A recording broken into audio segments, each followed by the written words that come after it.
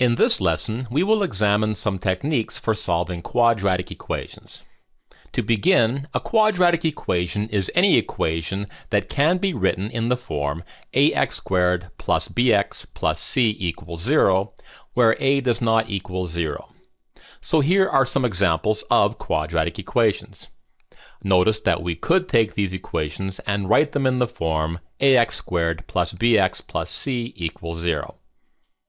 Another way to look at it is to say that a quadratic equation is an equation that has one variable raised to the power of 2. Now, when it comes to solving quadratic equations, like the one shown here, the techniques we have learned so far will not help us.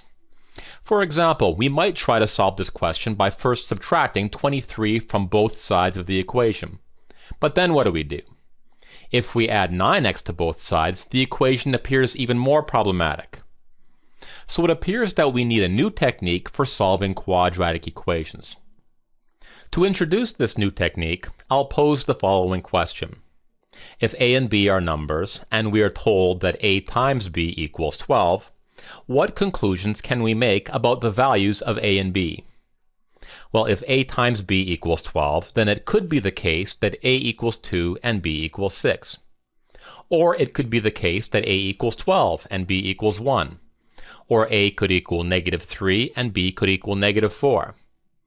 As you might guess, the number of possibilities is infinite. However, notice what happens if we change the question slightly. If we are told that a times b equals 0, what conclusions can we then make about the values of a and b? Well, if a times b equals 0, then it must be the case that a equals 0, b equals 0, or they both equal 0. Now this is a very powerful conclusion. When the product of two numbers is 0, we know a lot about these numbers. So how can we use this to solve our quadratic equation here? Well, to begin, if we first subtract 3 from both sides of this equation, we get a new equation set equal to 0. And we happen to know that if the product of two values is equal to 0, we know a lot about those values. But how does that help us if we don't have a product here? Well, in an earlier lesson, we learned how to factor these types of quadratic polynomials. This particular expression can be factored to be x minus 4 times x minus 5.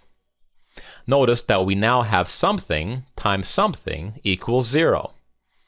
So according to our new rule, either the first something equals 0, or the second something equals 0.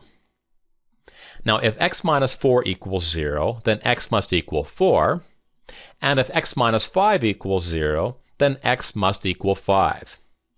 So there are two possible solutions to this equation. X must equal 4 or 5. You will find that most quadratic equations will have two possible solutions. Alright, let's solve another one. This equation is already set equal to 0, so we can apply our rule if we are able to factor the left-hand side here. When we factor the left-hand side, we get x plus 6 times x minus 4 equals 0. Now that the equation is in the form something times something equals 0, it must be the case that the first something equals 0, or the second something equals 0. If x plus 6 equals 0, then x must equal -6. And if x minus 4 equals 0, then x must equal 4. So the two solutions to this equation are x equals -6 and 4. This next equation is a little harder. Notice that the left-hand side here is one of those special products in this form. As such, we can factor it to be 3x plus 1 times 3x plus 1. Now that the equation is in the form something times something equals 0, it must be the case that the first something equals 0, or the second something equals 0. If 3x plus 1 equals 0, we can solve for x by first subtracting 1 from both sides, and then dividing both sides by 3 to get x equals -1/3. Since the second equation is identical to the first equation, it will yield the same result. So for this quadratic equation, there is only one unique solution, that is, x equals -1/3. Now you will find that the vast majority of quadratic equations found on the GRE can be factored using the same approach we used for the last 3 questions. However, if you do come across a quadratic equation that you cannot factor, you can always use the quadratic formula to help you solve it. The quadratic formula says that if you have a quadratic equation in the form ax squared plus bx plus c equals 0, then the solutions to that equation will be x equals negative b plus or minus the square root of b squared minus 4ac all over 2a. I'll explain the plus or minus part in a second. Let's use the quadratic formula to solve this equation. In this example, we can see that a equals 10, b equals 3, and c is equal to negative 4. We'll now take these values and plug them into the formula.